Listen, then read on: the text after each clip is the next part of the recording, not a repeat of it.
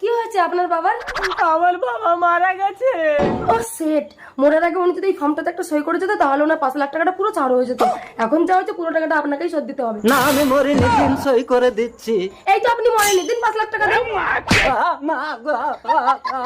Uday babu, Uday babu, murder, you are under arrest. না আমি murder করিনি বাবা, তুমি উঠে সইটা করে দাও তো। দিন সই করে দিচ্ছি। ম্যাডাম এবার আপনাদের 5 লাখ টাকা সত্য। কিন্তু আপনার বাবা তো মরেনি। ওটা বাবা না, ওটা আমার বাবার আত্মা ছিল। আত্মা? ভূত। ঠিক আছে, আপনার বাবা ডেথ সার্টিফিকেটটা আপনি নিয়ে চলে আসেন। ওনার বডি ইন্স্যুরেন্স করেছিল, আপনি 5 কোটি টাকা পেয়ে যাবেন।